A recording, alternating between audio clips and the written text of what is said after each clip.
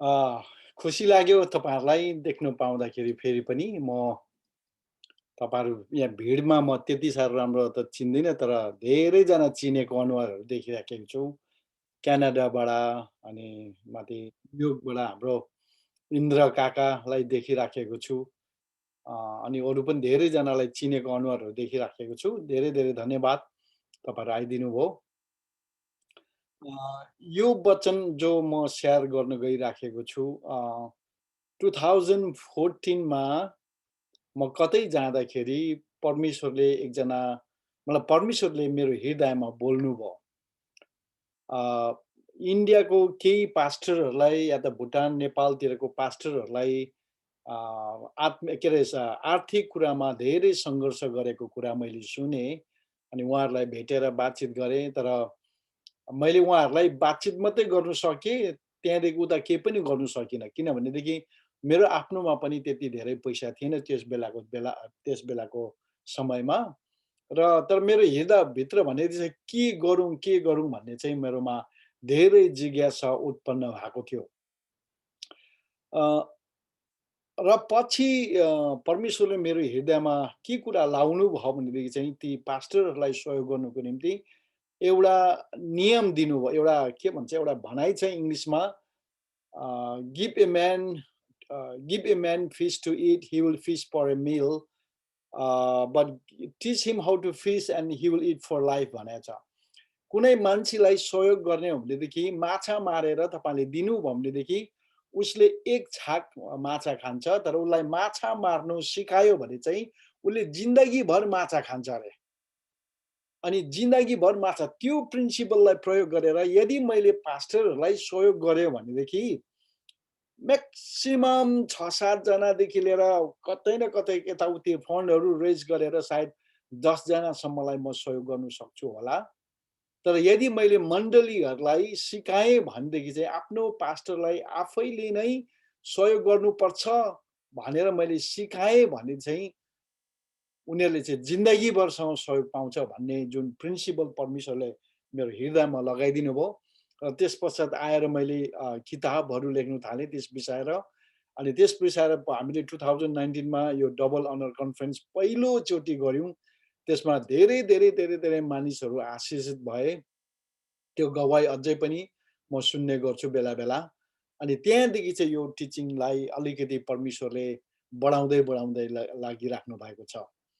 र अस्तिको हप्ता स्थानीय मण्डली के हो अनि स्थानीय मण्डलीको अधीनमा अथवा स्थानीय मण्डलीमा हामी कसरी रोपिएर बस्न सक्छौँ भन्ने विषय लिएर हामीले अध्ययन गऱ्यौँ। र आज चाहिँ हामी फेरि पनि तीनवटा कुरालाई विशेष गरिकन याद गर्नेछौँ। आज चाहिँ हामी आदर गर्नु भनेको के हो? What is honour?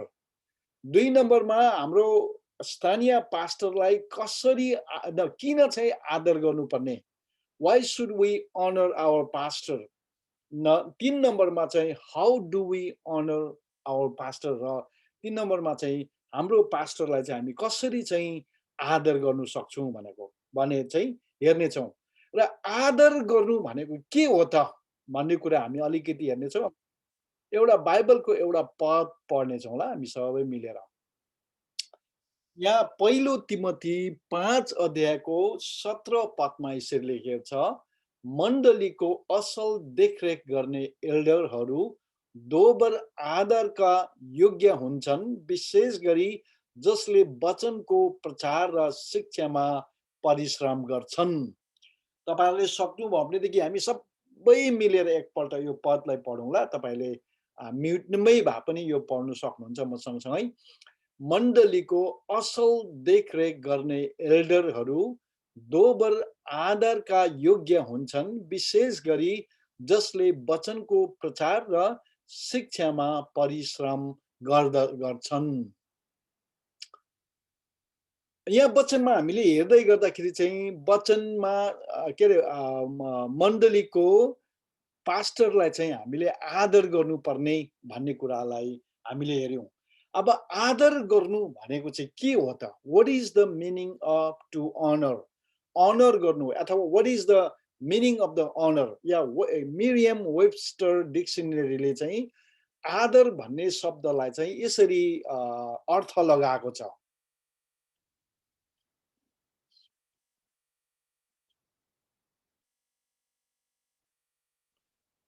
यहाँ यसरी लेखेको छ अ, आदर गर्नु भनेको चाहिँ कसैलाई सम्मान गर्नु, प्रशंसा गर्नु अनि आदरको साथ सम्मानित गर्दै व्यवहार गर्नु।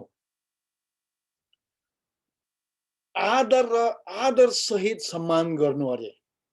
विशेष मान्यता दिनु, सम्मान प्रदान गर्नु अनि भुक्तानीको रूपमा स्वीकार गर्नु या त भुक्तानी दिनु भन्ने चाहिँ यहाँ आदर भनेको छ। आदर गर्नु भनेको चाहिँ सम्मान गर्नु, कसैले भनेको मान्नु, उनीहरूको कुरालाई के अरे उनीहरूले भनेको कुरालाई चाहिँ हामीले आदर गर्नु, भन्नु र मान्नु।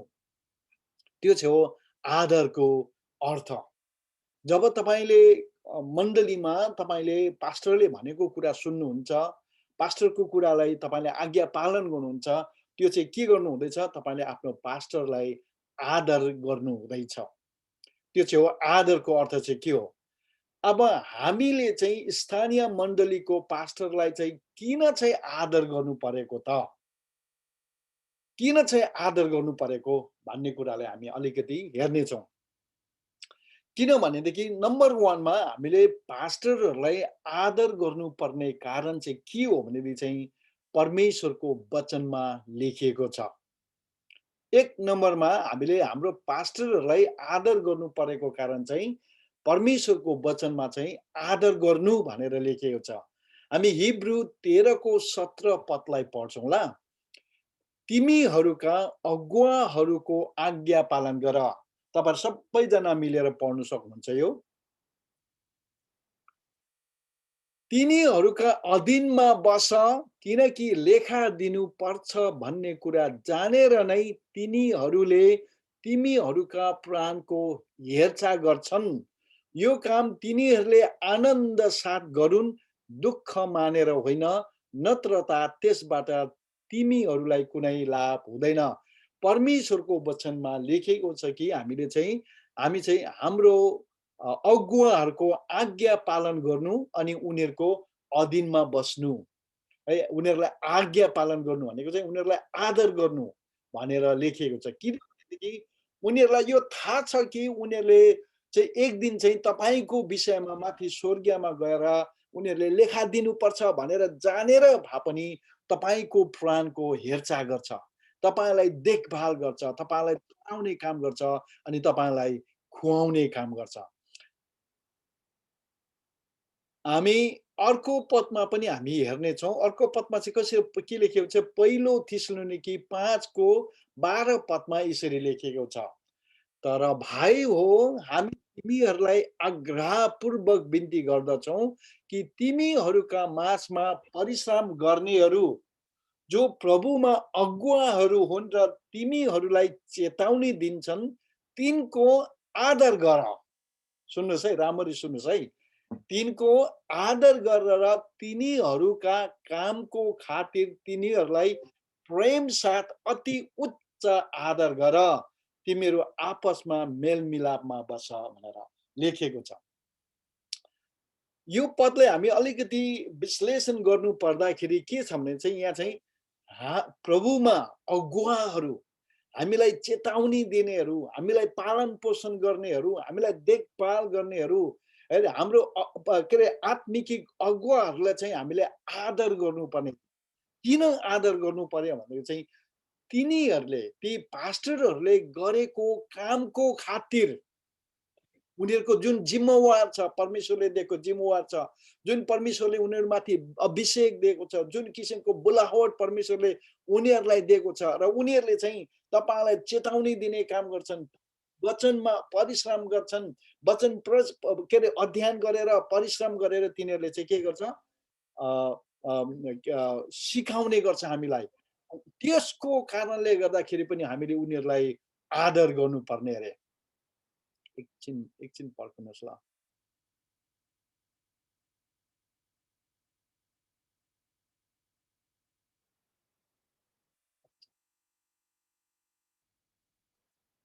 अनि त्यहाँ अर्को के लेखेको हुन्छ भने चाहिँ र अन्तमा 13 पदमा होला, र तिनीहरूका कामको खातिर तिनीहरूलाई प्रेम साथ अति उच्च आदर गर्नु भनेर लेखिएको छ। अघि तिमोथीको पुस्तकमा हामीले हेऱ्यौँ, उनीहरूले चाहिँ के अरे तिनीहरू चाहिँ दोबर आदरको योग्य हुन्छ भनेर हामीले माथि हेरेका थियौँ। पहिलो तिमोथी 5 को एकछिन है, 5 को 17 पदमा उनीहरू चाहिँ दोबर आदरको योग्य हुन्छन् भनेर हामीले त्यहाँ हेऱ्यौँ। र यहाँ लेखिएको छ पहिलो थिस्सलुनीकोमा चाहिँ के हेऱ्यौँ भनेदेखि चाहिँ हामीले तिनीहरूका कामको खातिर तिनीहरूलाई प्रेम साथ अति उच्च आदर गर्नु। प्रिय मित्र, हामी सबैजनाले हाम्रो छिमेकीलाई, हाम्रो आफन्तलाई, हाम्रो स्कुलको टिचरहरूलाई, हाम्रो सरकारी अधिकारीहरूलाई हामीले आदर गर्नुपर्छ, प्रेम गर्नुपर्छ। उनीहरू है, हामी सबैलाई एकले अर्कालाई आदर गर्नुपर्छ।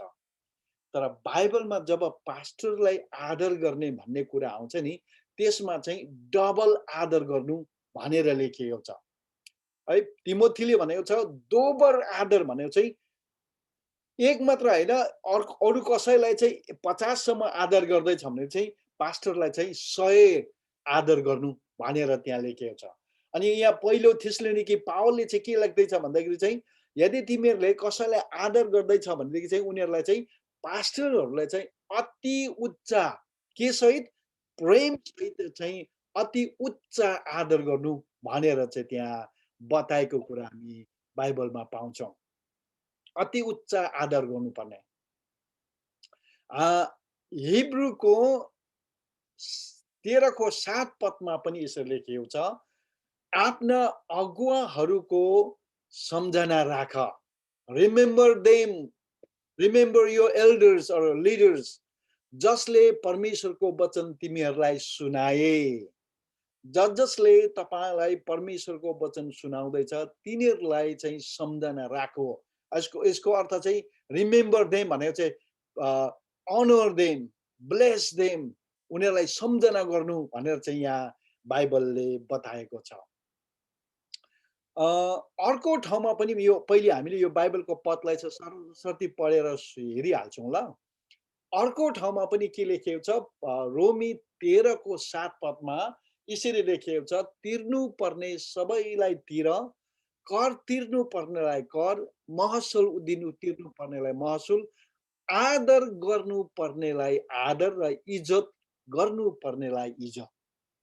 अनि हामीले आदर गर्नुपर्ने चाहिँ परमेश्वरको दास है, परमेश्वरको दास, परमेश्वरको पास्ट, परमेश्वरले हाम्रो निम्ति नियुक्त गर्नुभएको पास्टरलाई चाहिँ हामीले आदर गर्नुपर्ने, किनभने जहाँ हामीले दिनुपर्ने छ त्यहाँ दिनु भनेर चाहिँ त्यहाँ देखाएको छ। र हामीले हाम्रो पास्टरलाई आदर गर्नु अति नै आवश्यक छ। हामी कयौँचोटि हाम्रो जीवनमा हामी के गर्छौँ भनेदेखि चाहिँ हामी उपवास बस्छौँ, प्रार्थना गर्छौँ है, बाइबल पढ्छौँ, सायद तपाईँ त कति ठाउँमा गएर प्रचार गर्नुहुन्छ होला,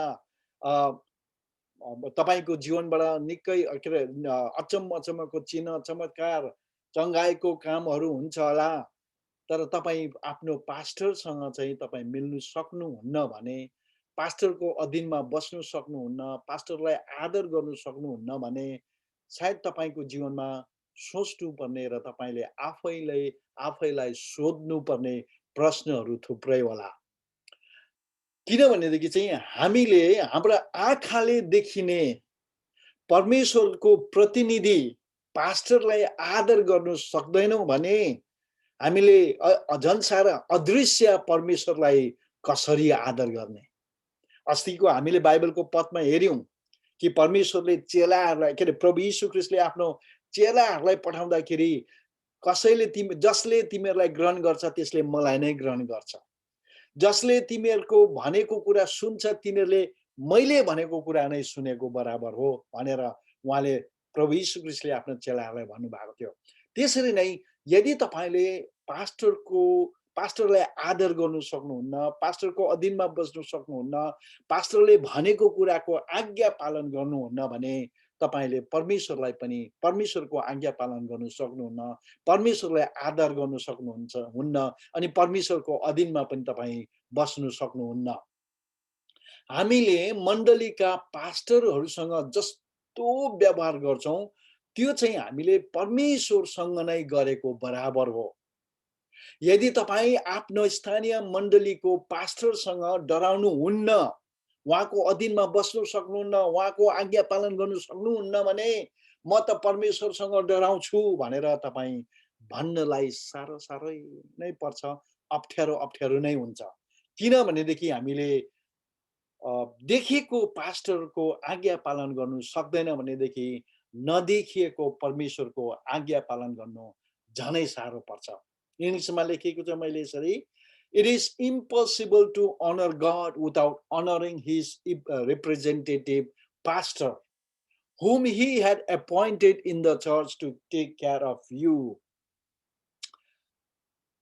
तपाईले तपाईको मण्डलीमा तपाईको हेरचाह गर्नको निम्ति परमेश्वरले उहाँको आफ्नो प्रतिनिधि पास्टरलाई नियुक्त गर्नु भएको छ र उहाँलाई आदर गर्नु सक्नुहुन्न भने तपाईले परमेश्वरको आदर गर्नु असम्भव छ।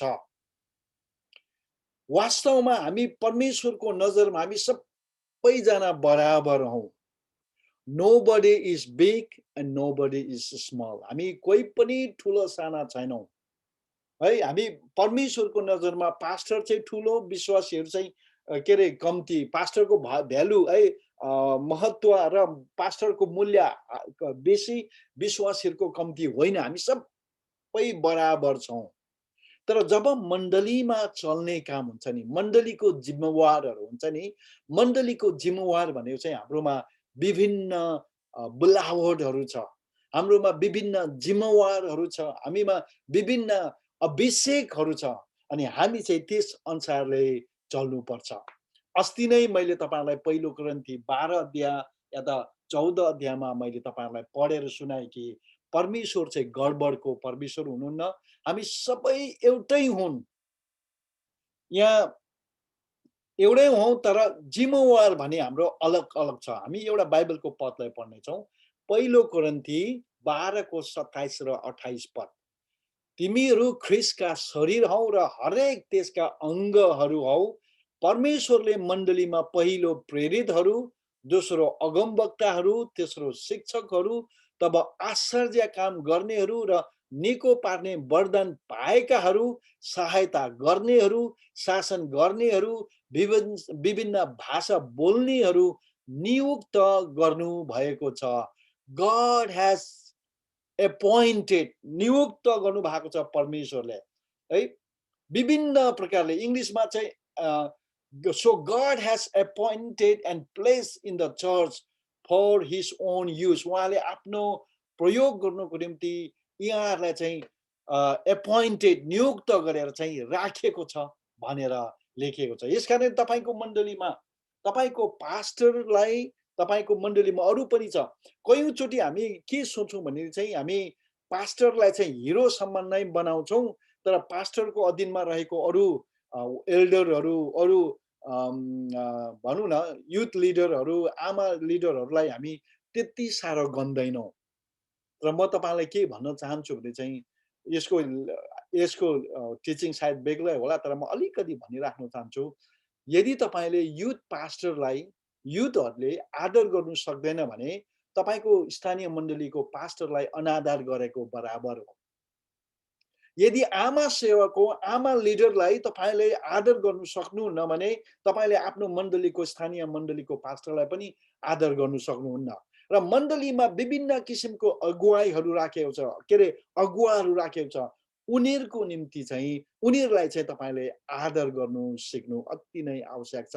त्यसमाथि पनि हाम्रो स्थानीय मण्डलीको पास्टरलाई हुने चाहिँ हामीले अति उच्च आदर गर्नु पर्यो अनि हामीले डबल आदर गर्नु पर्यो उहाँहरुलाई चाहिँ। अब हामी अर्को नम्बरमा जाने छौं। 3 नम्बरमा, 1 नम्बरमा आदरको अर्थलाई हामीले हेर्यौं है। 2 नम्बरमा हामीले किन आदर गर्नुपर्ने पास्टरलाई भन्ने हेर्यौं। नि अब 3 नम्बरमा चाहिँ हामी आदर पास्टरलाई आदर चाहिँ कसरी गरिन्छ त?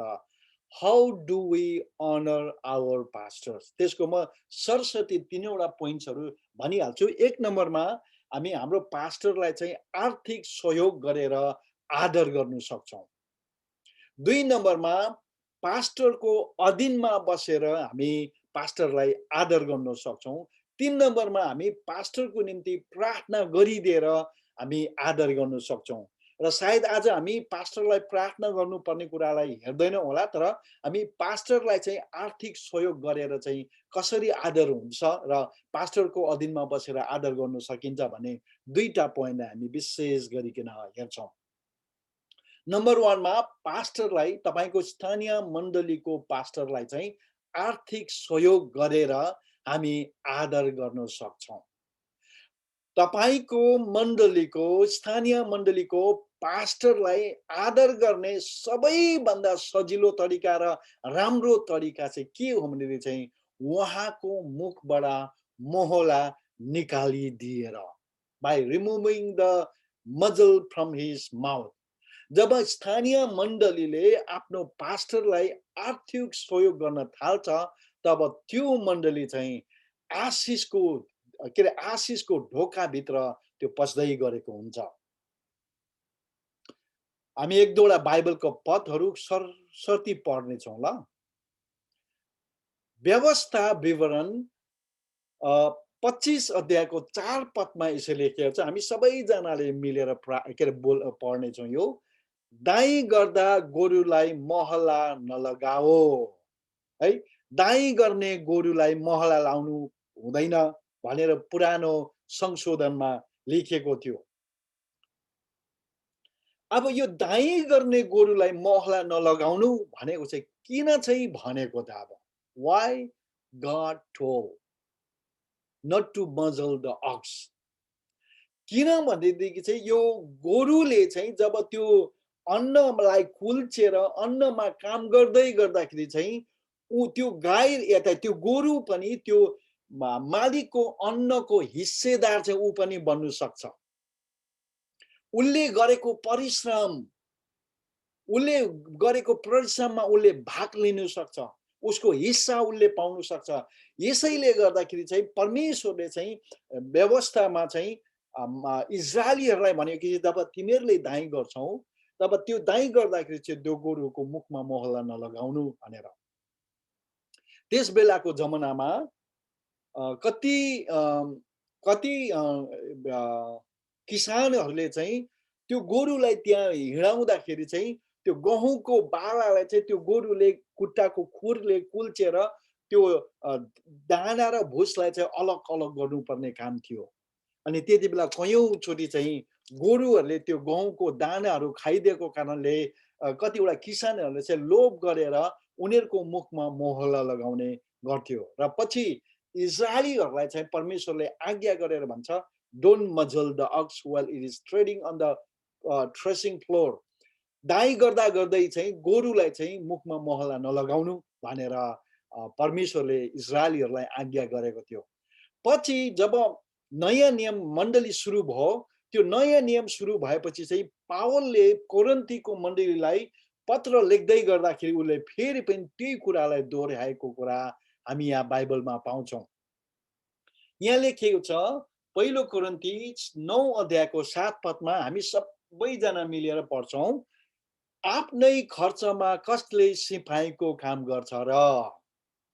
दागबारी लाएर कसले त्यसको फल खाँदैन? अथवा भेडा बाख्राका बथान पालेर त्यसको दूध पिउँदैन? अझै अर्को पद पनि छ 8 पदमा यसले छ, के मानिसको दृष्टिकोणबाट मात्र म यो भन्दैछु र? अथवा के व्यवस्थाले पनि यही भन्दैन? अब पावलले भन्दैछ अघि व्यवस्था 25 को 4 पदमा जुन कुरा भनेको थियो, दाइँ गर्ने गोरुलाई महला नलगाउनु भनेर, सायद है नलगाउनु भनेर जो भन्यो नि, त्यही कुरालाई चाहिँ पावलले यहाँ के रे दोहोऱ्याएर भन्दैछ कि सिपाहीहरू आफ्नै खर्चमा लडाइँमा जान्छ र? जाँदैन। दागबारीमा कसैले फल लाएर त्यसको फल खाँदैन र? खान्छ। अनि भेडा बाख्रा पालेर के त्यसले दुध पिउँदैन र? अनि हाम्रो मगर के अरे हाम्रो मगर अरे हाम्रो नेपालीको भनाइ अनुसार चाहिँ के छ भनेदेखि चाहिँ मह काट्नेले हात चाट्छ। अब मह काट्नेले हात चाटेन भने पनि त्यो धुइ जान्छ, त्यो त्यसै जान्छ। त्यसै कारण म त चाट्नै पर्यो नि त त्यो।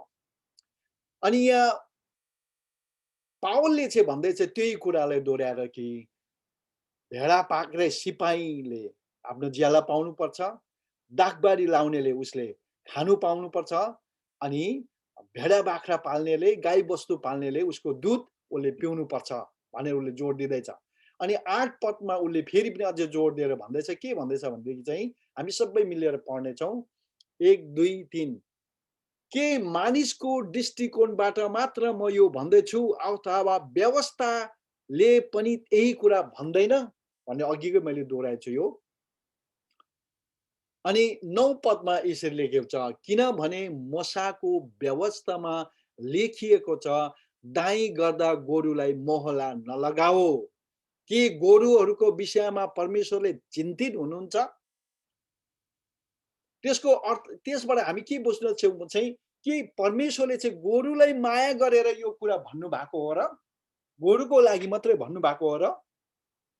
यो दाइँ गर्दा गोरुलाई मोहला नलगाउनु भनेको चाहिँ के हामीलाई भनेको होइन र? भन्ने एउटा प्रश्न चिन्ह पावलले चाहिँ कोरिन्थीको मण्डलीलाई गर्दैछ। अनि 10 पदमा यसरी लेखेको छ कि उहाँले हाम्रो खातिर नै यो भन्नुभएको होइन र? पावलले भन्दैछ के यो दाइँ गर्ने गोरुलाई मोहला नलगाउनु भनेको चाहिँ हाम्रो खातिर, परमेश्वरको सेवक सेविकाको खातिर भनिएको होइन र? प्रश्न गर्दैछ।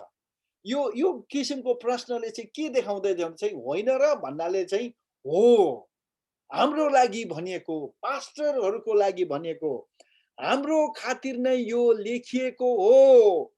किनभने जोत्ने र दाइँ गर्नेले अन्नको केही हिस्सा पाउने आशामा नै जोत्छ र दाइँ गर्छ। र म तपाईँलाई आज के भन्न चाहन्छु भने चाहिँ कयौँचोटि परमेश्वरको सेवक सेविकाहरूले मण्डलीबाट केही पाउने आशाले सेवा गरेको हुँदैन। यद्यपि हामी सिपाहीहरू खेतालाहरू खेतालाको ज्याला पाउने आशाले हामी खेतालामा जान्छौँ तर प्रभुको सेवक सेविकाहरू कयौँचोटि सायद कतिजना होला तर धेरै जस्तो प्रभुको दास दासीहरू चाहिँ रुपियाँ पैसा पाउँछ भनेर परमेश्वरको सेवकाई गरेको हुँदैन। उनीहरूले परमेश्वरप्रति प्रेम परमेश्वरप्रतिको उनीहरूको झुकाउको कारणले गर्दाखेरि उनीहरूले परमेश्वरको सेवकाई गरिराखेको हुन्छ। म तपाईँलाई भन्दैछु यो गोरुलाई मोहला लगाउने भनेको चाहिँ के हुँदैछ यो चाहिँ एउटा जब गोरुलाई मोहला लगाउँछ नि त्यसले चाहिँ किसानलाई श्राप ल्याउँछ। तपाईँले यदि याकुबको 5 अध्यायको 1 पददेखि पढ्दै जानुभयो भनेदेखि चाहिँ जब खेतालालाई चाहिँ जेला दिँदैन नि खेतालालाई जेला नदिनु चाहिँ गोरुको मुखमा मोहला लगाउनु बराबर हो। अनि के हुन्छ भने चाहिँ त्यसले चाहिँ एउटा श्रापलाई निम्त्याउँछ। अनि जब त्यो श्राप चाहिँले चाहिँ तपाईँको आर्थिक जीवनमा तपाईँको धन सम्पत्तिमा चाहिँ श्राप लाग्नु थाल्छ नि के हुन्छ पाउनै आँटेको पैसा पनि कहाँ कहाँ के भएर जान्छ। कसो कसो भएर तपाईँको हातमा आइपुग्दैन। तपाईँको धन सम्पत्तिको बढ्दै जानुको साटो ओइलाउँदै जानु थाल्छ, श्राप पर्नु थाल्छ। मैले यहाँ श्रापको कुरा गरेर तपाईँलाई तर्साउनु आँटेको चाहिँ होइन तर मैले चाहिँ तपाईँलाई यहाँ के भन्दैछु भने चाहिँ दाइँ गर्ने गोरुलाई मोहला लाउनु हुँदैन। त्यसको अर्थ चाहिँ तपाईँको पास्टरबाट तपाईँले सित्तैमा परमेश्वरको वचन सुन्नु हुँदैन। जब मण्डलीले आफ्नो स्थानीय मण्डलीको पास्टरलाई सहयोग गर्न थाल्छ नि तब मण्डली चाहिँ परमेश्वरको फल्दै फुल्दै जानु है भन्ने जुन आशिष उहाँले दिनुभएको थियो त्यो नियमभित्र प्रवेश गर्दै गरेको हुन्छ। अनि जब त्यो मण्डली चाहिँ त्यो फल्दै फुल्दै र वृद्धि हुँदै जानु है भन्ने आशिषभित्र प्रवेश गरेको हुन्छ, त्यो मण्डली चाहिँ जीवित भएर जान्छ। अनि जे कुरा जीवित छ नि त्यसले अझै फल फलाउनु थाल्छ, त्यो बढ्नु थाल्छ अनि त्यसले धेरै फल फलाउनु थाल्छ। मरेको चिजले फल फलाउँदैन। मरेर जाने निर्जीव वस्तुले फेरि पनि अर्को जन्माउँदैन, तर के हुन्छ त्यो बिलाएर जान्छ। त्यसैले तपाईको मण्डली बढेको छैन भनेदेखि सायद तपाईले आफैलाई सोच्नुहोस् कि मैले कतै मेरो गोठालो अथवा मेरो गोरुलाई त दाइँ गर्ने गोरुलाई त महला लगाएर राखेको छैन भनेर तपाईले सोध्नुहोस् आफैलाई।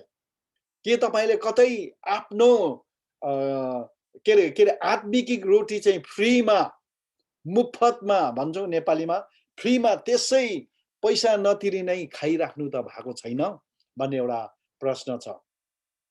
अनि तपाईले आफ्नो पास्टरलाई तपाईको जब दशवंश भेटीहरू तपाईले आफ्नो पास्टरलाई दिनुहुन्छ तब तपाई के हुन्छ भने चाहिँ तपाई आशिषित हुँदै हुँदै जान्छ। हामी फेरि पनि म त्यो पद पढ्न चाहन्छु, किनभने पहिलो तिमोथी 5 को 18 पद, किनभने पवित्र शास्त्र बाइबल भन्दछ दाइँ गर्ने गोरुको मुखमा मोहला नलगाउनु र श्रमिकले आफ्नो कामको ज्याला पाउनु पर्छ। हामी कयौंचोटि हाम्रो मण्डलीको पास्टरहरूलाई हामी कुनै पनि आर्थिक सहयोग गर्दैनौं, उल्टा पास्टरले उसले कमाएर ल्याएको कुरा मण्डलीलाई दिन्छ। यदि तपाई नेपाल, भुटान, इन्डियाबाट सुन्दै हुनुहुन्छ भनेदेखि कान खोलेर यो कुरालाई सुन्नुहोस् है। जब तपाईले तपाईको मण्डलीको पास्टरलाई चाहिँ केही पनि दिदैन, मण्डलीको कोषबाट तपाईको पास्टरलाई केही दिदैन भनेदेखि चाहिँ तपाईको मण्डलीमा परमेश्वरको आशिष चाहिँ रोकिएर राखेको हुन्छ। त्यो आशिषलाई खोल्ने तरिका एउटै मात्रै उपाय छ, तपाईले आफ्नो मण्डलीको पास्टरलाई केही दिन थाल्नुहोस्। सायद तपाईको मण्डलीमा 1000 रुपैयाँ मात्रै उठ्छ होला महिनामा, 100 रुपैयाँ पास्टरलाई दिनुहोस्, केही कुरा दिनुहोस्, त्यसले चाहिँ तपाईको मण्डलीमा आशिषको ढोका खुल्न थाल्छ। म तपाईलाई भन्न चाहन्छु, यदि हामीले हाम्रो भौतिक खाना तयार गर्ने, हाम्रो भौतिक खेतमा काम गर्ने खेतालालाई ज्याला दिन जान्दछौं भनेदेखि हामीलाई आत्मामा खुवाउने, हामीलाई हाम्रो आत्मिक खाना तयार पार्ने परमेश्वरले नियुक्त गर्नुभएको ती खेतालाहरूलाई त झन् हामीले कति बढ्ता गरेर दिनुपर्ने हो उनीहरूको ज्याला, कति बढ्ता गरेर दिनुपर्ने ज्याला। जब परमेश्वरले इजरायलीहरूलाई यो खेतालालाई ज्याला दिने कुरा गर्दै गर्दाखेरि उहाँले एकपल्ट के भन्नुभयो भनेदेखि चाहिँ व्यवस्था यो पढ्नेछौँ 24 अध्यायको 14 र 15 पदमा यसरी लेखेको छ, हामी सबै मिलेर पढ्नेछौँ। 1 2 3 तिमीहरूको इजरायली भाइ होस् वा तिमीहरूका सहरहरूमध्ये कुनै एकमा आइबसेका परदेशी होस्, कुनै गरिब र दरिद्र ज्यालादारी नोकरबाट नजायज फाइदा नउठाओ। सूर्यास्त अघि नै प्रतिदिन त्यसको ज्याला दिइहाल्नु, किनकि त्यो एक गरिब हो र त्यो आफ्नो ज्यालामा नै भर परेको हुन्छ। अब सुन्नुहोस् है, त्यहाँ रहेको 15 पदमा को अन्ततिर यसरी लेखेको छ, नत्रता त्यसले तिमीहरूका विरोधमा परम प्रभुलाई पुकार्यो भने तिमीहरूलाई पाप लाग्नेछ। अर्कोमा भनौँ भनेदेखि श्राप, इङ्ग्लिसमा कर्स भनेको छ। हामी विश्वासीहरूलाई जसले सरापे पनि श्राप लाग्दैन, तर जब हामीले ज्याला दिदैनौँ नि, हाम्रो ज्याला नदिएको हामीले काम अराएर कसैलाई हामीले सित्तैमा काम अराउँछौँ भनेदेखि त्यसले चाहिँ हामी प्रति श्राप लाग्छ। यर्मिया 22 को 13 पदमा होला सायद, त्यसमा लेखिएको छ, धिक्कार त्यसलाई जसले आफ्नो छिमेकीलाई सित्तैमा काम लगाउँछ। प्रिय मित्र, तपाईले आफ्नो छिमेकी पास्टरलाई सित्तैमा काम नलगाउनुहोस्। अस्ति मैले भने तपाईको पास्टरले सित्तैमा काम गर्नु नपरोस्। त्यो काम चाहिँ फेरि त्यो वचन पढ्ने र प्रचार गर्ने मात्रै भन्दाखेरि कति सजिलो, हप्तामा एक हप्ता आएर के अरे हप्तामा 1 घण्टा आएर वचन प्रचार गर्छ, पास्टरको कामै छैन भनेर नभन्नुहोस्। त्यो 1 घण्टाको वचन प्रचार गर्नलाई धेरै टाइम लाग्छ। गलाती 6 को 6 पदमा यसरी लेखिएको छ, वचनको शिक्षा पाउने हरेकले आफ्ना सबै असल थोकहरू वचन सिकाउनेसँग बाँडचुँड गर्नु। Share your good things with your teachers. तपाईलाई वचन सिकाउने है, तपाईलाई वचनमा हुर्काउने बढाउनेलाई त्यो के अरे तपाईमा भएको असल कुराहरू बाँडचुँड गर्नु भनेर लेखिएको छ।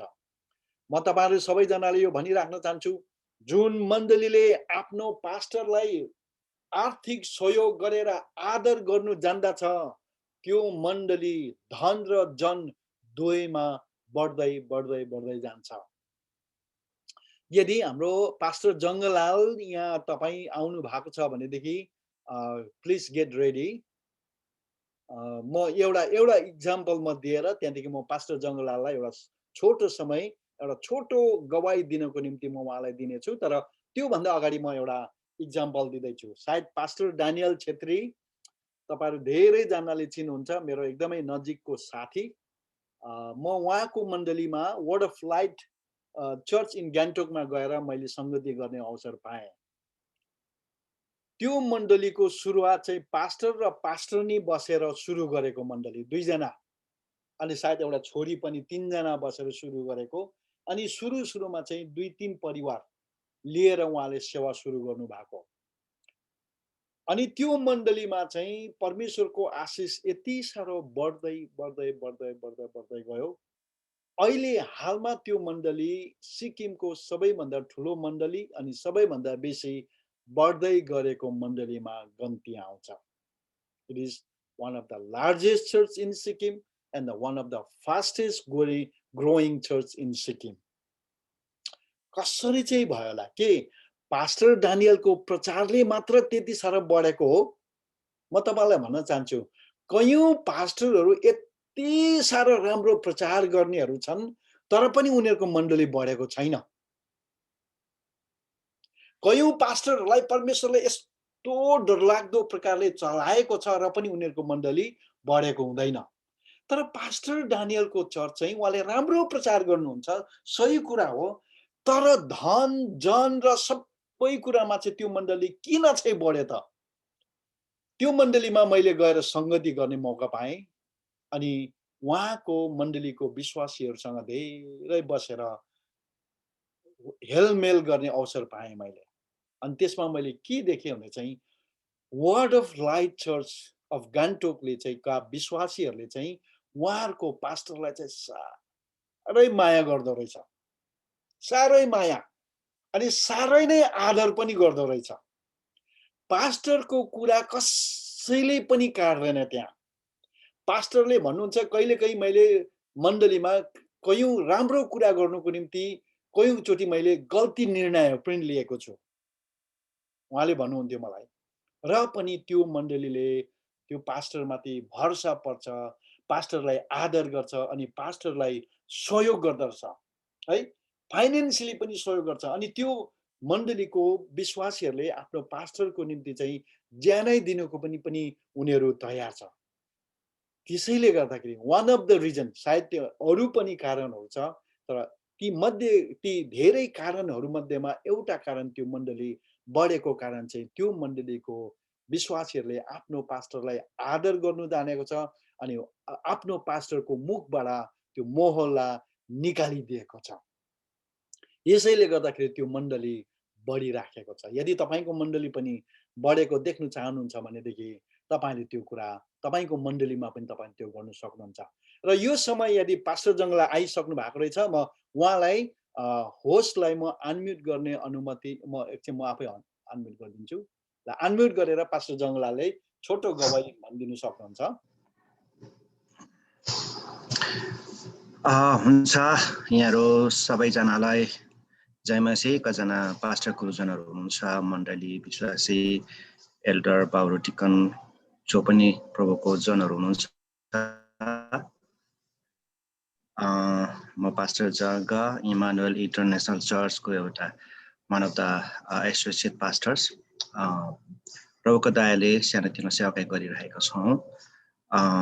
विशेष गरिकन यो समय दिनुभएको लागि धन्यवाद भन्न चाहन्छु सम्पूर्ण होस्ट मण्डली लगायत प्रभुको दासलाई पनि। र आज जुन सम्बन्धमा हजुरले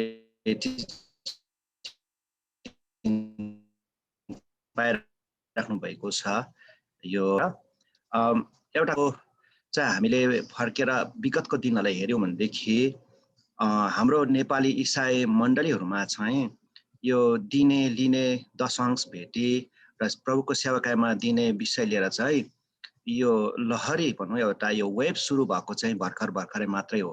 लगभग मैले थाहा पाउँदाखेरि 95, 96, 97 तिर मात्रै दशांशहरुको कुरा आएको, नत्र भने 1 रुपैयाँ 8 आना 4 आना खतरा गर्ने अवस्था मात्रै थियो। तर जब लगभग 95, 96 तिरदेखि होला दशांशहरु प्रभुको राज्यमा दिनुपर्छ भन्ने शिक्षा आयो। सुरुमा सजिलो थिएन। अनि विशेष गरिकन हामी शरणार्थी शिविरमा बस्दाखेरिको समयमा हामी हेर्यौं भनेदेखि हाम्रो न त आम्दानी नै हुन्थ्यो, न त हामीलाई दशांश नै दिन सक्ने क्षमता थियो। र त्यति बेला हामीलाई त्यति साह्रो अवेयरनेस पनि थिएन। तर 1997 मा चाहिँ म जब जयगाउँमा पुगे, त्यहाँनेरि सेवाकारी गर्न थाले या त सेवा सुविधा लिन थाले। अनि त्यहाँनेरि जुन मण्डलीमा म एटेन्ड गर्ने गर्थे, त्यो मण्डलीमा चाहिँ पास्टर बाबुलाई एउटा संस्थाले 1000 रुपैयाँ दिनुहुन्थ्यो। उहाँ थोत्रै स्कुटरमा चलाएर सेवाकारी गर्नुहुन्थ्यो। साह्रो दुःख थियो पास्टर बाबुलाई। अनि जब यो शिक्षाहरु आयो अनि पास्टर बाबु आफैले पनि अनि प्रभुको दास पास्टर सिलासहरु मिलेर त्यो शिक्षाहरु दिन थाल्नुभयो। अनि त्यहाँदेखि चाहिँ पास्टरलाई चाहिँ स्यालेरी दिनुपर्ने रहेछ भन्ने कुरामा जान थालेपछि सुरुमा मण्डलीलाई अप्ठ्यारो चाहिँ आयो। अब किनभने पास्टरले पो सेवा गर्नुपर्ने, कता विश्वासीले सेवा गर्ने भन्ने कुराहरु आयो। तर पनि परमेश्वरको वचनबाट शिक्षा दिन छोडेन, हिचकिचाएन। त्यहाँदेखि अगाडि बढिराख्यो। र जब पास्टर बाबुले सुरुमा सायद मलाई याद छ 1000 रुपैयाँ कति त्यति बेलाको जमानामा 1000 रुपैयाँ कति स्यालेरी दिन थाल्नुभयो। अनि त्यहाँदेखि आफसे आफ मण्डलीमा वृद्धि आउनु भएको हामीले थाहा पायौं। हेर्दै मण्डलीको वृद्धि हुन थाल्यो, मण्डलीमा जनहरु बढ्न थाल्यो। अनि हेर्दै साधारण लेबर काम गर्ने विश्वासीहरुले घर जग्गा जमिन किन्दै घर बनाउन थाल्यो। त्यसरी नै फेरि पास्टर बाबुलाई अझै पनि स्यालेरी बढाउँदै लग्यो। 1200, 1500, 2500 गर्दै 5000 हुँदै बढ्दै गयो। उति नै मण्डलीको विश्वासीहरुको पनि वृद्धि हुँदै गयो। सबै क्षेत्रमा, शिक्षाको क्षेत्रमा, धन पैसाको क्षेत्रमा अनि घर बनाउने कुराहरुमा सबै क्षेत्रमा वृद्धि उन्नति हुँदै जान थाल्यो। त्यति मात्र नभएर धेरै मण्डलीहरु पनि विश्वासीहरु पनि थपिन थाल्यो। अनि यो कुरोको अनुभव हामीले गर्दै थियौं। अनि जब 2008 मा हामी आयौं, 2009 मा चाहिँ हामीले एउटा साधारण सानो सेवा सुरु गर्यौं। मेरो घरको एपार्टमेन्टबाट 3 कोठे 2 कोठे एउटा बेडरुमको एपार्टमेन्टमा हामी भेला भएर सेवा गर्न थाल्दाखेरि हाम्रो पास्टर बाबुबाट नै सेवा कार्य सुरु भयो। हामीले साथ दियौं। अनि त्यति बेलामा हामीले सुरुदेखि नै हामीले के सिकेका थियौं भनेदेखि यही कुरो जो चाहिँ प्रभुको सेवकहरुलाई, पास्टर अगुवालाई चाहिँ मल लाउनु या त ज्याला उहाँले प्रचार गरेपछि, वचनको शिक्षा दिएपछि हामीले केही दिनुपर्छ भन्ने शिक्षाको ज्ञान भएकोले गर्दाखेरि हामीले सुरुमा पहिलो भेटी हामीले संगति सुरु गरेर पहिलो भेटी चाहिँ लगभग 132 हो कि 162 या 63 कति डलरको हामीले 93 रहेछ। त्यति चाहिँ हामीले प्रभुको दासलाई आदर गरेर दियौं। अनि त्यहाँदेखि अलिक पछाडि फेरि त्यस्तै 400 कति दिन सक्यौं। त्यस्तै गर्दै 1000 रुपैयाँ डलर गर्दै गर्न सक्यौं। अनि परमेश्वरले हामीलाई वृद्धि दिनुभयो। समयमा नै एकदमै छिटो वृद्धि हुन थाल्यो। मण्डली बढेकै अनि गर्दै लाँदाखेरि एकजना पास्टरले धान्न गाह्रो भयो, धेरै गाह्रो भयो। मण्डली जुन ठाउँमा जुन भवनमा भेला हुन्थ्यो त्यहाँ आँट्न छोड्यो। त्यहाँदेखि 2011 मा आइपुग्दाखेरि एकदमै यति साह्रो धेरै भयो कि थाम्नै गाह्रो भयो। त्यहाँदेखि मैले पनि फुल टाइम सेवाकामा आउने निर्णय गरेँ। या त प्रार्थना गर्नु थाले विश्वासीले हामीलाई 2 जना सेवकको खाँचो पर्यो भनेर, अनि 1 वर्ष प्रार्थना गरे पश्चात मैले पनि सेवा कार्यमा उत्रिने निर्णय गरेँ। अनि अमेरिकामा हो, धेरै गाह्रो छ। त्यहाँदेखि उत्रिँदाखेरि कुनै पनि संस्थाले दिन्छ, कुनै पनि ब्याप्टिस्ट मिसनले दिन्छ, प्रेस्बिटेरियन मिसनले दिन्छ भनेर होइन, तर सलिड मण्डलीबाट नै जे जति पुग्छ त्यहाँबाट सहयोग गरौँ। तर हामीले 2 जना पास्टर खाँचो भयो भनेर चाहिँ मलाई फुल टाइम सेवाकामा निकाल्नु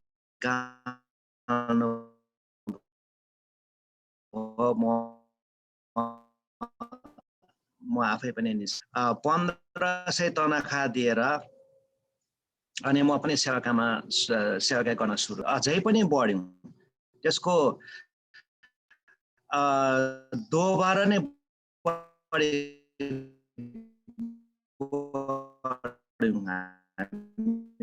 जुन थियौँ त्योभन्दा अझै कुरा के हो भने दिनु पर्यो। एउटा कुरो हामी के शिक्षा दिन्छौँ भने दिनु भन्ने कुरो बाइबलीय हो।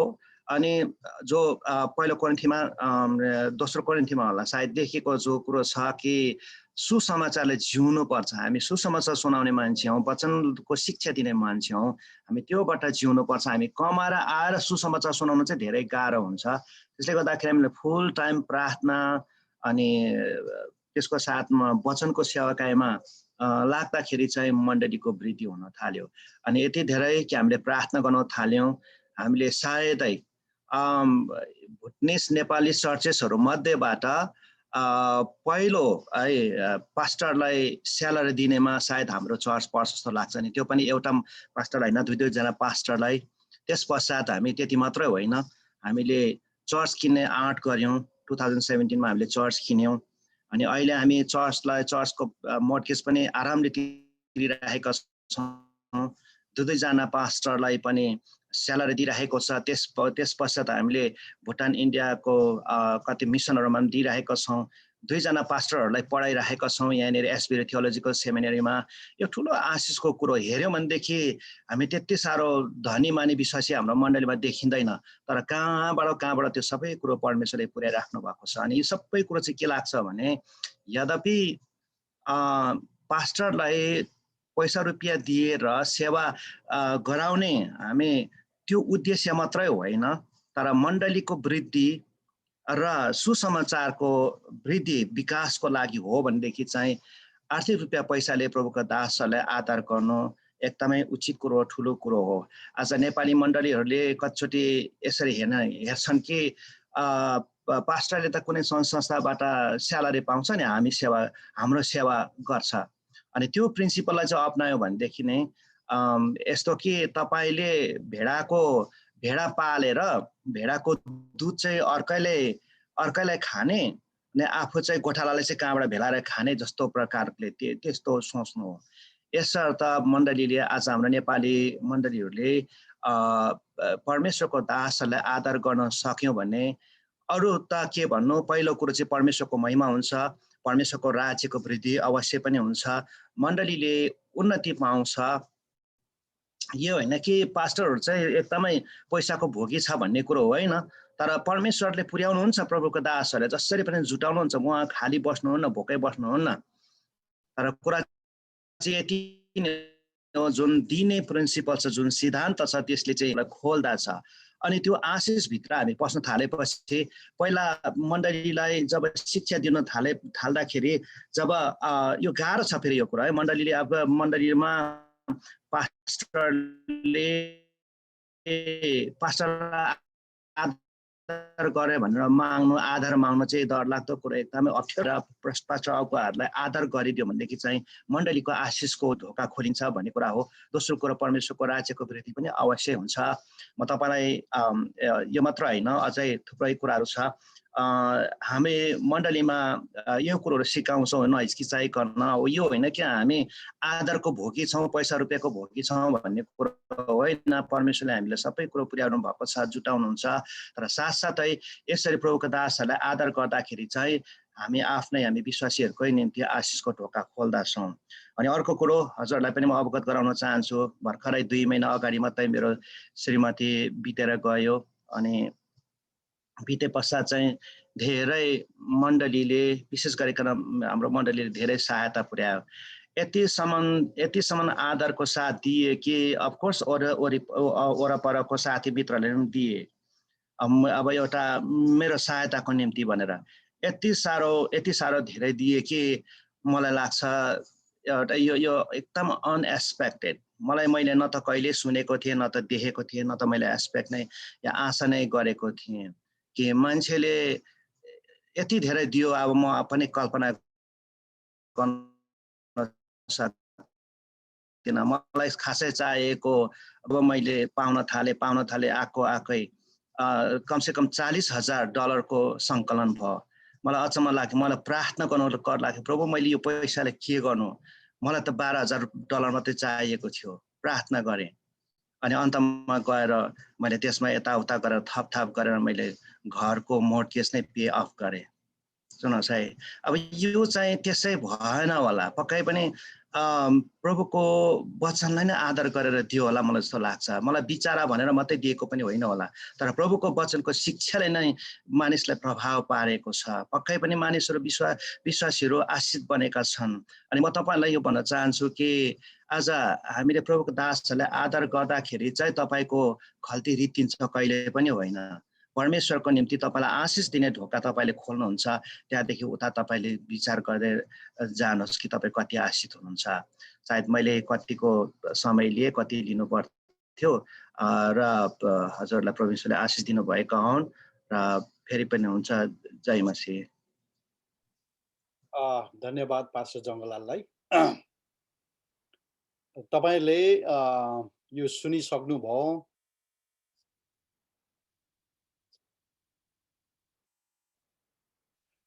तपाईँले सुनिसक्नुभयो कि मण्डलीले पास्टरलाई आर्थिक सहयोग गर्दाखेरि मण्डली कसरी चाहिँ आशिषित हुन्छ भनेर।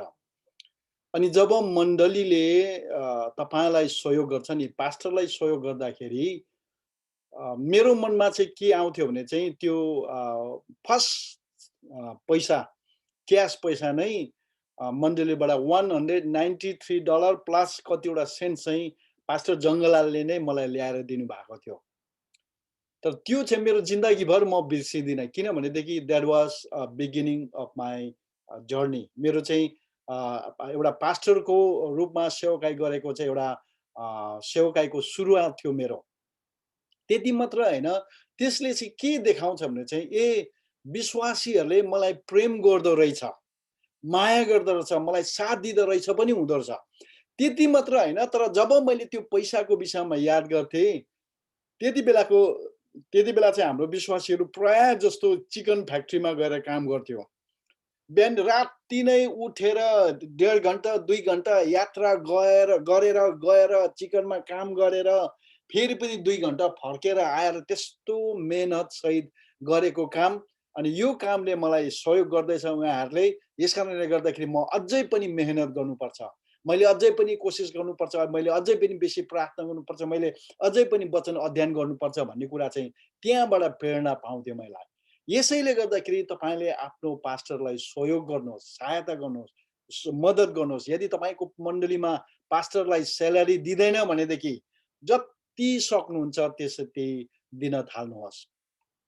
र अब हामी दोस्रो हामी पास्टरलाई कसरी आदर गर्छौँ भन्ने कुरामा चाहिँ दोस्रो पोइन्टमा जानेछौँ। त्यो चाहिँ हो पास्टरको अधीनमा बसेर, उहाँको अभिषेकको अधीनमा बसेर, पास्टरको दर्शनलाई साथ दिएर, पास्टरसँगलाई साथ दिएर चाहिँ हामी आदर गर्न सक्छौँ। अनि के कुरामा चाहिँ हामी पास्टरको अधीनमा बस्ने त भन्ने विषय पनि हामी यहाँ पाउँछौँ। हामी पास्टरको चाहिँ स्थानीय मण्डलीको हरेक आत्मिक कुराहरूमा चाहिँ हामी पास्टरको अधीनमा हामी बस्नुपर्छ। अ, अर्को कुरा स्थानीय मण्डलीको सिद्धान्तमा तपाईँ पास्टरले जे सिकाउँदैछ तपाईँलाई त्यो सिद्धान्तमा रहनुहोस्। तपाईँ त्यो पास्टरको सिद्धान्तमा मिल्नु सक्नुहुन्न भने तपाईँ मण्डलीमा गएर पास्टरले सिकाएको विपरीत तपाईँले मण्डलीमा सिकाउन नथाल्नुहोस्। 3 नम्बरमा हरेक स्थानीय मण्डलीको सेवकाईहरू पास्टरको अधीनमा अनि प्रभुमा पास्टरको अधीनमा प्रभुमा भएर चाहिँ पास्टरको अधीनमा बस्नुपर्छ। हामी बाइबलको एउटा पद पढ्नेछौँ ल। अघि नै पढिसकेको यो पद हिब्रू 13 को 17 पदमा यसरी छ, तिमीहरूका अगुवाहरूको आज्ञा पालन गर्नु र तिनीहरूका अधीनमा बस। यहाँ विशेष भनेको छ आज्ञा पालन गर्नु। पास्टर यहाँ यसरी नै भनौँ न, पास्टरहरूको आज्ञा पालन गर्नु अनि उनीहरूको अधीनमा बस्नु भनेर बाइबलमा लेखेको छ। बाइबलले नै भनेको छ यो चाहिँ उनीहरूको अधीनमा बस्नु भनेर चाहिँ। अब अधीनमा बस्नु भनेको चाहिँ के हो त? कसरी चाहिँ अधीनमा बस्छौँ? जब हामी अधीनताको अर्थलाई हामी बुझ्दैनौँ नि, तब हामीलाई चाहिँ के जस्तो लाग्छ भने चाहिँ हाम्रो नोक्सानी भएको जस्तो लाग्छ, हाम्रो क्षति भयो जस्तो लाग्छ। तपाईले आफ्नो स्वतन्त्रता जो छ नि त्यो चाहिँ गुमाए जस्तो लाग्छ। तपाईको मान इज्जतको इज्जत चाहिँ गुमाएको जस्तो लाग्छ। तपाईको फ्री विल, तपाईको स्व इच्छा चाहिँ गुमाएको जस्तो लाग्छ तपाईलाई। अर्काको अधीनमा मलाई जे गर्नु मन पर्छ त्यो गर्नु पाउँदिन भने जस्तो लाग्छ। When we misunderstand submission, we think it is a loss, the giving up our independence or our dignity and desire and free will. But तर यो चाहिँ सत्य होइन, but it is not true. जब तपाईले कसैको अधीनमा बस्नु हुँदैछ तब तपाईले परमेश्वरको वचनको आज्ञा पालन गर्नु हुँदैछ है। तपाईले आदर गर्नु हुँदैछ कसैलाई, कसैले भनेको कुरा तपाईले सुन्नु हुँदैछ। किन भनेदेखि परमेश्वरले बनाउनु भएको, रच्नु भएको साँचो अधीनता चाहिँ के हो भनेदेखि चाहिँ त्यो परमेश्वरले बनाउनु भएको अधीनता भित्र चाहिँ तपाईको निम्ति परमेश्वरले आशिष राखिदिनु भएको छ। त्यो अधीनता भित्र चाहिँ परमेश्वरले तपाईको निम्ति चाहिने सबै कुराको प्रबन्ध मिलाइराख्नु भएको छ। तपाईको आफ्नो निम्ति सुरक्षा राखिदिनु भएको छ। तपाईको सेवकाईको निम्ति शक्ति र पावर र अभिषेक त्यो भित्र चाहिँ राखिदिएको छ, जुन परमेश्वरले अधीन राख्नु भएको छ नि। तपाईलाई थाहा छ पावलको जीवनमा तपाईले हेर्नुभयो भनेदेखि चाहिँ पावलले दमस्कसको बाटोमा के अरे प्रभु पायो। त्यहाँदेखि आएर उसले सुसमाचार प्रचार गर्नु लगत्तै थाल्यो। तर तपाईले उसको जीवनलाई, उसको मिनिस्ट्रीलाई राम्रो प्रकारले हेर्नुभयो भने उसको मिनिस्ट्रीमा चिन्ह चमत्कारहरू चाहिँ कति बेलादेखि सुरु भयो भने जब एन्टियोखको चर्चले उसको माथि हात राखेर प्रार्थना गरिदिएर उसलाई पठायो नि, तब उसको जीवनमा चिन्ह चमत्कार अचम्मको कामहरू चाहिँ त्यहाँबाट सुरु भएको कुरालाई हामी बाइबलमा देख्छौँ। यदि तपाईँ जब तपाईँ अधीनमा बस्नुहुन्छ नि, कसैको अधीनमा बस्नु भनेको चाहिँ के हो? अस्ति मैले भने नि, मेरो पाराले होइन, मेरो तरिकाले होइन, मैले सोचे अनुसार होइन, तर म जसको अधीनमा बसेको छु उसको पाराले र उसको इच्छाले र उसको तरिकाले काम गर्नु हो। सुन्नुभयो होला नि। अनि तपाईँ जब मण्डलीमा चाहिँ पास्टरको अधीनमा बस्नुहुन्छ नि, तपाईँ चाहिँ के गर्नु हुँदैछ? तपाईको पाराले होइन, तपाईको इच्छा अनुसार होइन, तपाईको योजना अनुसार होइन, तपाईको तरिकाले होइन, तर कसको तरिकाले? पास्टरले जे भन्छ त्यो अनुसारले गर्ने। कतिवटा चर्चको निर्णयहरू। अनि जब तपाईँ त्यसरी बस्नु थाल्नुहुन्छ नि, त्यहाँ चाहिँ एकदमै आशिष आउनु थाल्छ। जब तपाईँ मण्डलीको पास्टरको अधीनमा बस्नुहुन्छ र जब मण्डली चाहिँ पास्टरको अधीनमा बस्छ नि, त्यो मण्डलीमा आशिष हुँदै हुँदै हुँदै जान्छ। म तपाईहरुलाई एउटा उदाहरण बाइबलबाट दिन चाहन्छु। त्यो उदाहरण चाहिँ के हो भनेदेखि चाहिँ पत्रुसको उदाहरण, पत्रुसले कसरी यीशुको अधिकारमा आफैलाई के अरे समर्पण गरे, कसरी उहाँको अधीनमा बसे।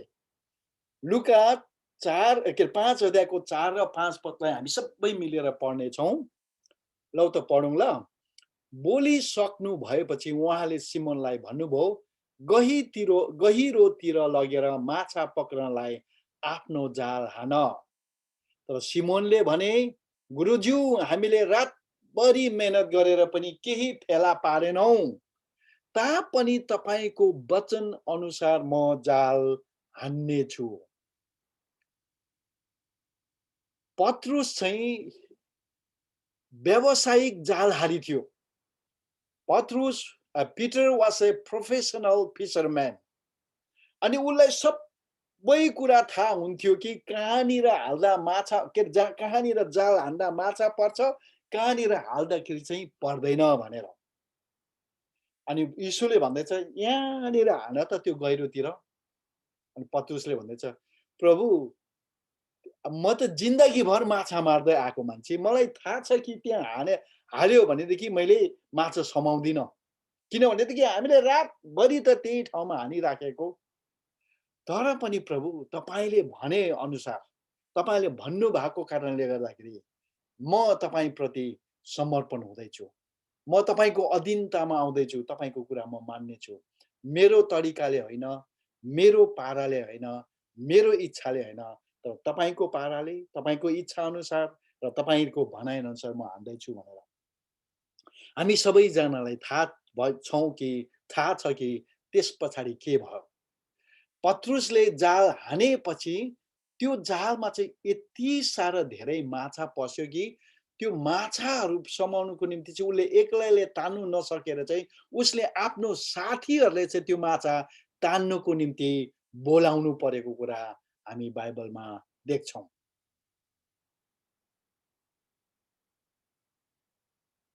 जब तपाईं नि अधीनमा बस्नु सिक्नुहुन्छ नि, जब तपाईं पास्टरको अधीनमा बसेर सेवकाई गर्नु थाल्नुहुन्छ, जब मण्डली चाहिँ पास्टरले पाएको दर्शन र बोझलाई मण्डलीले साथ दिनु थाल्छ, त्यो मण्डली त्यसै बढ्दै बढ्दै जान्छ।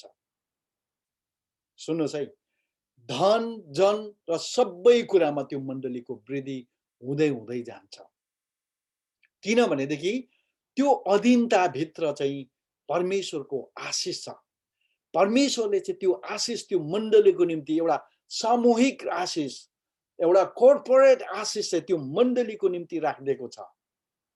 यसैले गर्दाखेरि अस्ति मैले भने, सायद अस्ति मैले भने होला, पास्टर चाहिँ कर्मचारी होइन, पास्टर चाहिँ कमिटी र मण्डलीको बोर्डको कर्मचारी होइन, तर मण्डलीको कमिटी र बोर्डले चाहिँ पास्टरको कुरालाई साथ दिनुपर्ने हो। नेगेटिभ कुरा गर्नु मलाई त्यति साह्रो मन पर्दैन, तर हाम्रो नेपाली मण्डलीहरूमा लगभग 75% मण्डलीहरू चाहिँ कस्तो मण्डली छ भनेदेखि चाहिँ पास्टर चाहिँ एउटा कर्मचारी मात्रै छ। अनि बोर्ड र त्यो कमिटीमा जे कुरा निर्णय हुन्छ पास्टरले त्यो कुरा गर्नुपर्छ। यसरो साधारण पाराले पनि हामीले हेर्यौं भनेदेखि चाहिँ गोठालोले चाहिँ भेडाहरूलाई पछ्याउने होइन, तर गोठालोहरू के अरे भेडाहरूले चाहिँ गोठालोलाई पछ्याउनु पर्ने हो। यसै कारणले गर्दाखेरि मण्डली चाहिँ कमिटी ओरिएन्टेड भयो भनेदेखि त्यो मण्डलीको हर हिसाबहरू सबै परफेक्टली हुन्छ, कसैलाई पनि दोषाउने ठाउँ हुँदैन। तर परमेश्वरले त्यो मण्डलीलाई जुन दिशातिर लानु चाहनुहुन्छ त्यो दिशातिर भने त्यो मण्डली जानु सक्दैन। यसैले मण्डलीको हरेक कुराहरू चाहिँ पास्टरको अधीनमा हुनुपर्छ भन्ने कुरा चाहिँ त्यो हो। बुझ्नु भयो होला नि तपाईले, राम्ररी बुझ्नु भयो होला यो कुरालाई। सायद मण्डली चाहिँ पास्टरको अधीनमा रहनुपर्छ। अब म तपाईलाई अघि भने मैले, हामीले हाम्रो पास्टरलाई आदर गर्नुपर्छ। तपाईको मुखले चाहिँ तपाईले पास्टरलाई आदर आदर आदर आदर तपाई आफैले चाहिँ पास्टरको अधीनमा बस्नुहुन्न भने त्यो आदर चाहिँ त्यसै खेरो जान्छ। इङ्ग्लिसमा लेखेको छु मैले यसरी मेरो नोटमा, it is impossible to honour your pastor without submitting to his or her authority. उहाँको अधिकारको अधीनमा नबसिकन अथवा पास्टरको अधिकार र अधीनतामा नबसिकन पास्टरलाई आदर गर्नु असम्भव छ। It is not possible to honour your pastor without submitting him. उहाँको अधीनतामा नबसिकन तपाईले आफ्नो पास्टरलाई आदर गर्नु सक्नुहुन्न।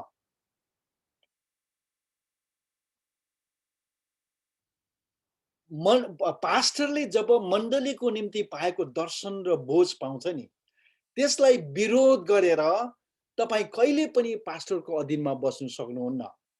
कयौं कमिटी मिटिङहरुमा चाहिँ पास्टर चाहिँ त्यहाँ एउटा थपनाको लागि मात्रै बसेको हुन्छ। अनि त्यो मण्डलीमा जो अलिक बाठे छ, जो अलिक धनी छ, जसको कुरा सबैले मान्छ, कयौं ठाउँमा चाहिँ पास्टरको कुरालाई भन्दाखेरि चाहिँ त्यो धनी मान्छे या त त्यो बाठे मान्छेको कुरालाई पहिलो स्थान दिन्छ। मैले मेरो जीवनमा बुझ्दै आएको छु, जान्दै आएको कुरा चाहिँ त्यो चाहिँ सही के एकदमै गलत हो। त्यो प्रकारले मण्डली परमेश्वरले चाहेको दिशामा जान सक्दैन। त्यो प्रकारले अब म अलिकति अन्तमा तपाईहरुको माझमा पास्टरलाई आदर देखाउने व्यवहारिक तरिकाहरू एक दुईवटा म तपाईहरुको माझमा राख्न चाहन्छु। र ती मध्येमा तपाईले एक दुईवटा पिकअप गर्नुहोस्, सुनेर जानुहोस्, राम्रो के रे याद गरेर जानुहोस्। मैले अघि नै भने पास्टरलाई कसरी चाहिँ आदर गर्नुपर्छ भन्ने चाहिँ यो चाहिँ यो व्यवहारिक तरिका, तपाईले आदर देखाउने, तपाईको मनमा भएको, तपाईको हृदयमा भएको पास्टरलाई प्रति भएको आदर देखाउने तरिका चाहिँ के हो भन्दै चाहिँ उहाँहरुको काममा, मण्डलीको कतिवटा कामहरुमा तपाईले सहयोग गरेर तपाईले पास्टरलाई आदर गर्नु सक्नुहुन्छ।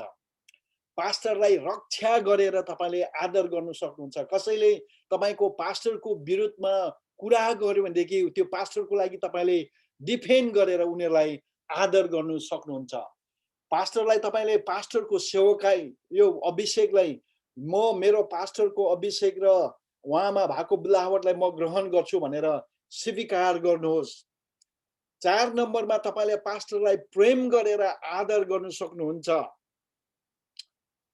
5 नम्बरमा पास्टरलाई आदर गर्ने तरिका एउटा के छ भनेदेखि चाहिँ पास्टरको जन्मदिन मनाएर, बर्थडे मनाइदिनुहोस्।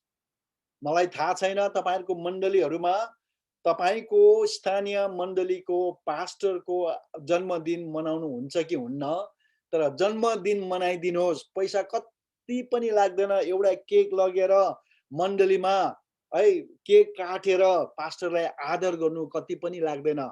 सक्यो भनेदेखि पास्टरलाई एउटा बर्थडे गिफ्ट स्वरूप एउटा भेटी तपाईले उठाइदिनुहोस्, त्यसमा खेर केही पनि जाँदैन। अब अर्को कुरा सुन्नुहोस् है, तपाईले पास्टरको वार्षिक उत्सव, पास्टरको विवाहको एनिभर्सरी मनाइदिनुहोस्। विशेष गरिकन सिल्भर जुबिली र गोल्डन जुबिली आउँदैछ भनेदेखि तपाईले पास्टर र पास्टरनीको विवाहको के रे वार्षिक उत्सव अथवा एनिभर्सरी धुमधामले मनाइदिनुहोस्। म तपाईलाई एउटा प्रश्न गर्न चाहन्छु ल, तपाईहरुको पास्टर र पास्टरनीको सिल्भर जुबिली, विवाहको सिल्भर जुबिली कतिवटा मण्डलीमा आउँदैछ? यसो हात हलाउनुहोस् न। हाम्रो पास्टर र पास्टरनीले बिहे गरेको 25 वर्ष हुनै आँटेको छ भनेर तपाईलाई थाहा भनेदेखि कतिजनाको पास्टरहरुको बिहे भएको 25 वर्ष नाग्यो या त आउँदैछ 25 वर्ष या त 50 वर्ष आउँदैछ। उनीहरुको त्यो सिल्भर जुबिली या त गोल्डन जुबिली चाहिँ तपाईले भरसक धुमधामले मनाइदिनुहोस्। अनि राम्रो के रे गिफ्ट पनि दिनुहोस्। अब गिफ्टको कुरा आउने बेलामा है, यो प्र्याक्टिकल कुरा गर्दैछु है, अप्ठ्यारो नमान्नुहोस्। तपाईले गिफ्ट दिँदै गर्दाखेरि, पास्टरलाई गिफ्ट दिँदै गर्दाखेरि चाहिँ तपाईले पास्टरलाई लुगा किनेर, जुत्ता किनेर, सरसामान भाँडा बर्तनहरू किनेर या त के किनेर नलगिदिनुहोस्। जति सक्नुहुन्छ कि चेक दिनुहोस् कि क्यास दिनुहोस् कि नभए गिफ्ट कार्ड किनेर दिनुहोस्। किन भनेर मैले नसुने पनि सोध्नुहोस् त किन भनेर 2011 मा मेरो घरमा मैले घर ओपनिङ गरेको थिएँ। मेरो घरमा गिफ्टहरू यति धेरै आयो। त्यो वाल क्लक घडी मात्रै 5-6 वटा आएको थियो। अब त्यति बेला त्यो 5-6 वटा घडी झुन्डाएर हिँड्नु पनि भएन, घरमा झुन्डाउँ भने पनि त्यो कता सजाउनु 5-6 वटा घडी बेच्नु पनि भएन, अन्तमा फ्याँक्नु पर्यो। हाम्रो मण्डलीका विश्वासीहरूले कतिले मलाई सर्ट किनिदिन्छ पास्टरलाई माया गरेर। कयौँचोटि पास्टर 2टा पास्टर आँट्ने सर्ट आउँछ, कोही बेला पास्टरको भुँडी पनि नआँट्ने सर्ट आउँछ। यो प्र्याक्टिकल कुरा गर्दैछु म तपाईँको माझमा। यसैले गर्दाखेरि तपाईँले 10 जनाले एउटा पास्टरलाई घडी किनेर लगिदिनु भन्दा तपाईँले पास्टरलाई क्यास दिनुहोस् कि नभए चेकमा दिनुहोस् या त गिफ्ट कार्ड किनेर तपाईँले दिनुहोस्। अर्को कुरा, पास्टरलाई सम्मान गर्ने दिन राख्नुहोस् वर्षमा एकचोटि, र भएछ भने भेटी उठाएर दिनुहोस्। अर्को कुरा, पास्टरलाई जब तपाईको नानीको बर्थडेमा, घर डेडिकेसनमा, विवाहमा या त दफनमा, यस्तो कतिवटा घरको व्यक्तिगत कार्यहरूमा बोलाउँदाखेरि पास्टरलाई धन्यवाद भनेर भक्कु खुवाएर मात्रै नपठाउनुहोस्। पास्टरको हातमा केही कुरा दिएर पठाउनुहोस्। विशेष गरिकन विवाह दान दिने बेलामा, विवाह दान दिने पास्टरलाई जय मसीह धन्यवाद आइदिनु भयो, खसीको मासु खाइदिनु भयो, जानुहोस् ल भनेर नपठाउनुहोस्। एन्भलपमा केही कुरा लाएर पठाउनुहोस्।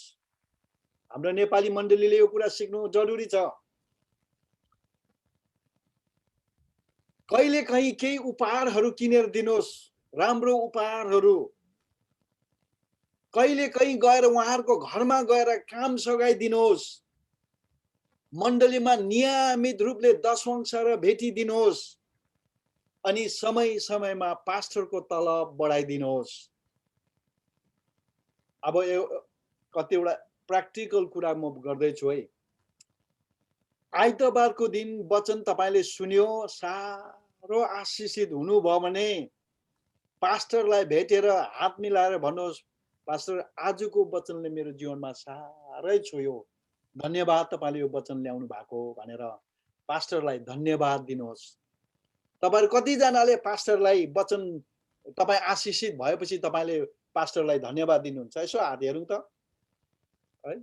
1-2 जनाको हात उठ्दैछ, धन्यवाद, तपाईहरुले साँच्चै त्यो नियम पालन गरिराख्नु भएको रहेछ। तर अल्छी लागेको बेलामा, निन्द्रा लागेको बेलामा, वचन रिस उठेको बेलामा पनि भएर पास्टर तपाईले कति राम्रो वचन प्रचार गर्नुभयो भनेर नभन्नुस्, त्यो चाप्लुसी हुन्छ। त्यो चाहिँ नेपालीमा इंग्लिशमा के पो भन्छ त्यसलाई त, के बिर्स्यो मैले, चाप्लुसी हुन्छ त्यो। त्यसो नगर्नुहोस्। तर साँच्चै नै आशिषित भएको बेलामा गएर तपाई पास्टरलाई धन्यवाद दिनुहोस्। कयौंचोटि पास्टरहरू थाकेर हैरान भइराखेको हुन्छ। कहिले कहीँ पास्टरलाई गएर उत्साहित कुराहरू गर्नुहोस्। तपाईले पास्टरलाई भन्नुहोस्, पास्टर तपाईको जीवन र तपाईको सेवकाईद्वारा म धेरै आशिषित भएको छु भन्नुहोस्। पास्टरलाई भन्नुहोस्, तपाईले मेरो जीवनमा धेरै प्रभाव पार्नु भएको छ भनेर मुख खोलेर भन्नुहोस्। कहिले कहीँ मण्डलीमा पास्टरलाई गएर भन्नुहोस्, पास्टर मण्डलीमा केही कुरा पर्यो भनेदेखि, काम कुरो चाहियो, केही सहयोग चाहियो भने चाहिँ म छु है पास्टर, जति बेला भन्नुहुन्छ म तयार छु भनेर पास्टरलाई भन्नुहोस्। पास्टरलाई त्यति मात्रै भन्नाले पनि पास्टरले धेरै हौसला पाउँछ। हालेलुया। धेरै धेरै धेरै धेरै हौसला पाउँछ। आमेन आमेन। तपाईको मुखबाट ती निस्केका शब्दहरू, उत्साहको शब्दहरूले चाहिँ पास्टरको जीवनमा चाहिँ त्यो निम्नै लागेको धिब्री अस्ति जो मैले के अरे तपाईँलाई उदाहरण दिएको थिएँ नि, त्यसमा चाहिँ तपाईँले किरासिन तेल थपेको जस्तै हुन्छ। म यहाँ झन्डै लगभग 12-15 जना पास्टरहरू होला।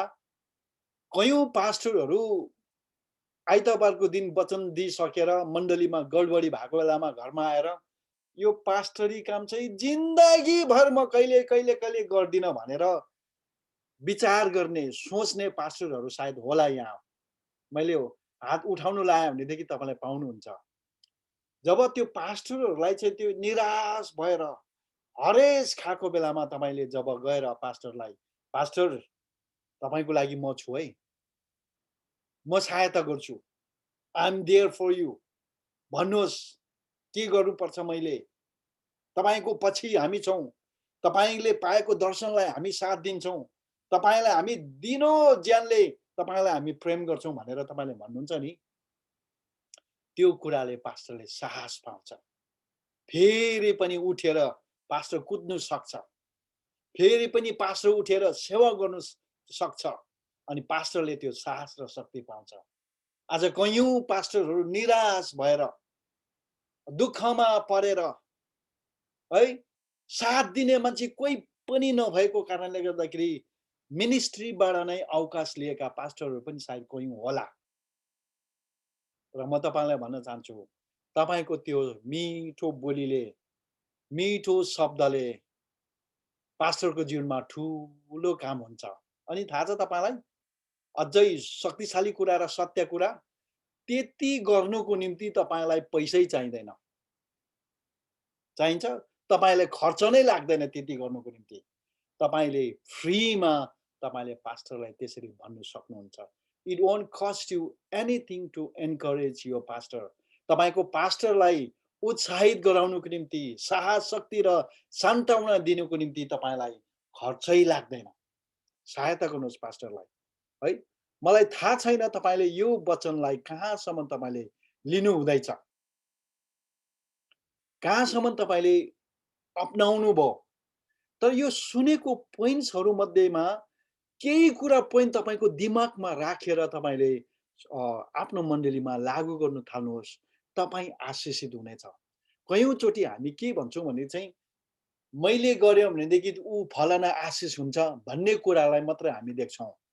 तर जब तपाईँले यो भौतिक आशिष तपाईँको पास्टरलाई दिनु हुँदैछ नि, तपाईँले त्यति बेला तपाईँले अनन्तको आशिष अथवा अनन्तको ब्याङ्क एकाउन्टमा तपाईँले, आशिषको ब्याङ्क एकाउन्टमा तपाईँले आफ्नै एकाउन्टमा थप्दै गरेको हुन्छ। र म परमेश्वरलाई धन्यवाद दिन्छु र मलाई विश्वास छ आजको वचनले तपाईँले केही कुरा सिक्नुभयो। मलाई विश्वास छ भोलि जो अन्तिम सेसन छ त्यसमा तपाईँले अझै पनि केही कुरा सिक्नुहुनेछ। र म पास्टर हाबिललाई धन्यवाद दिन चाहन्छु यो समय दिनुभएको लागि, र म फेरि पनि यो समय फेरि पास्टर हाबिललाई दिन चाहन्छु।